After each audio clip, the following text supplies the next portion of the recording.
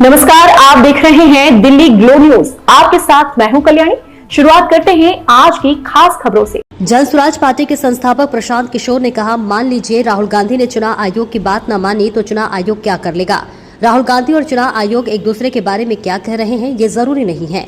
विपक्ष के नेता के तौर पर राहुल गांधी ने जो मामले सामने रखे हैं उस पर बिंदुवार जवाब चुनाव आयोग को देना चाहिए। जवाब देने के बजाय आप कह रहे हैं कि माफी मांगो। अच्छा, मान लीजिए कि राहुल गांधी ने इलेक्शन कमीशन की बात न मानी तो इलेक्शन कमीशन क्या कर लेगा।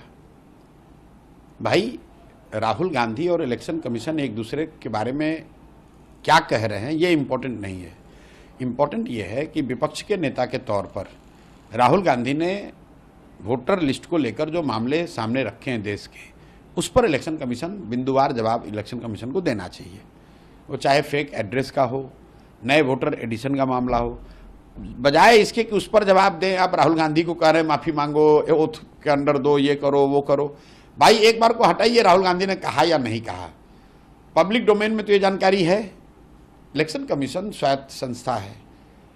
In the interest of transparency and trust in electoral process, election commission को स्वेच्छा से ही ये कहना चाहिए था कि भाई ये मुद्दे संज्ञान में लाए गए हैं, इसकी हम लोग जांच कर रहे हैं, जांच करके हम ये बिंदुवार उसका उत्तर दे रहे हैं।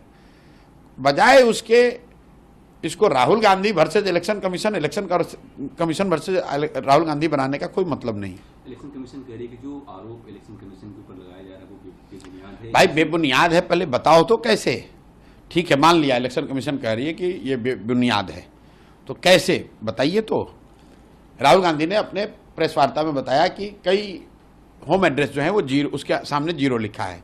तो ये सामान्य कई लोगों को समझ में आ रहा है कि भाई बिहार में, देश में कई घरों के जब एड्रेस हाउस नंबर नहीं होता है वहाँ पर एंट्री के लिए आपने जीरो डाल दिया। ये बात समझ में आ रही है।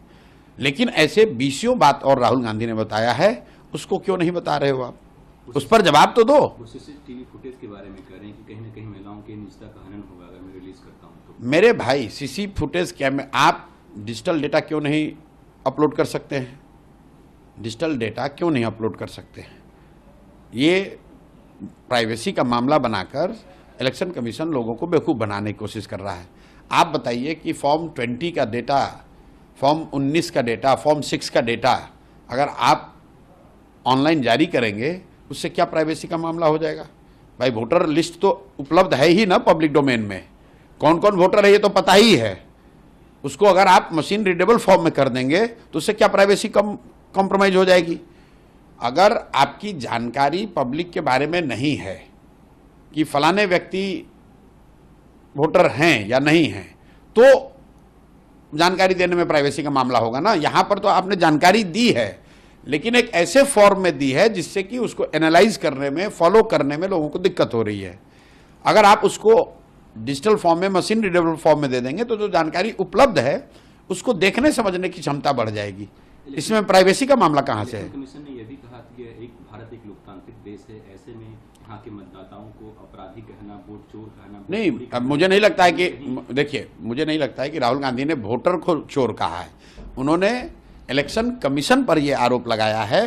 तो इलेक्शन कमीशन वोटर नहीं है। इलेक्शन कमीशन तो एजेंसी है जो वोटरों के से वोट मतदान कराने की उनकी जिम्मेवारी है। उन्होंने, राहुल गांधी ने, जहां तक मैं समझा हूं, जो बात मैंने सुनी है, राहुल गांधी ने वोटर को चोर नहीं कहा है। उन्होंने उस प्रक्रिया में जो चोरी हो रही है या गलती हो रही है उसकी बात कही है। राहुल गांधी ने